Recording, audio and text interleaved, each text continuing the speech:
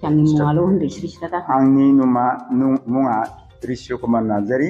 आं आमिनखाता गामिनि बासिन्दानि मानसि दा आंनि गथ'आ सासे मुस्लिम मानसिजों मोजां मोननानै हाबा जाबाय दा आंनि गोसो मथन आं हरनाय नङा बे हाबाया बोरैबा लामायाव मोजां मोननानै गोसो आं बेखौ आंनि नजराव गोलैयाखै आं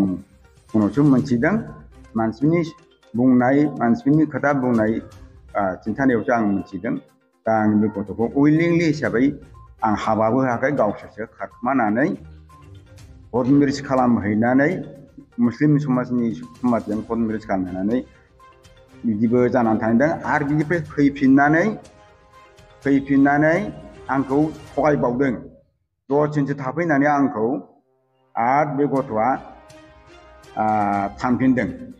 थांफिननानै आरो बिनिफ्राय बिसि फिसाय हाबा जानानै बुलायनानै मारै जादों आं बुजियाखै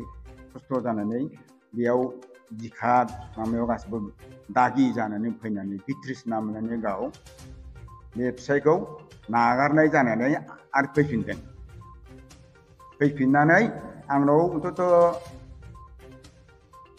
9 माससो NGO आव मावबावदों आरो मोनसे जायगायाव सरकारि मथे बे सरकारनि खामानि बियो NGO आव मावदोंमोन दा बाहायबो आं सानसेजों मावहैदो होननानै बे समाव मोजां मोननाय माथ्रानो गैला नागारबाय आं गैला होननानै फैनानै आरो बिनिफ्राय बे NGO जोबनायनि परे आंनाव फैफिननानै फोरमायजागौमोनलाय आंनाव फैफिननानै अन्तत 3 माससो न'आव थाफैफिननायनि उनाव जे बोरै जाफिनखो बोरै चेनेल जाफिनखो बे चेनेलखौ आं मिथिया चेनेल जानानै बेजों लिंक जाबावबाय बे मुस्लिम सेंग्राजों फिसा गिदिर गोनां 9, 10 बोसोर 11 बोसोर 12 गिदिर फिसाजोबो दं हिनजाव गोनांखा ओमफ्राय मानसिया गावल' मोजां मोनदों न'खरावबो सैलायलाया आरो बिनि बिसियाबो गावनि फिसौनि ओंखामखौ सैनाय जाबाय नालाय बे बिसियाबो बेखौ न'आव दोनहोआ दस्रा जायगायावसो दोननानै संसारखौ बियो खालामो होमब्ला बेबादिसोबो बोरै सोलिगोन बियो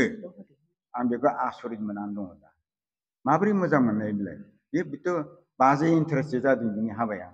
आं बेखौ दा गोसोआव साननानै बिराद गाज्रि मोननानै दं आरोखि बिनि संसारा माबायदि जागोन थांफिनबावबाय थांफिनबावबाय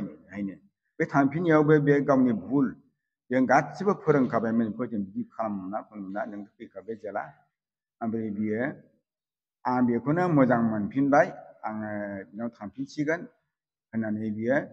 नैबे दाखालिनि कर्टआव प्रथम लास्ट देखा जानायाव 15 तारिखआव बे आंनि गथ'आनो आंखौ मेगनाव बिमा बिफाखौ मेगनाव बाला सारबाय दा जोबनायाव एकदम बेजों खुनु सम्पर्क गैला पार्टि सजनजोंबो सम्पर्क लाहैला आङो फैहैलाबो गामियावबो फैनो मोनला आं बे थांखिखौनो दा 7 बोसोर खालामदों।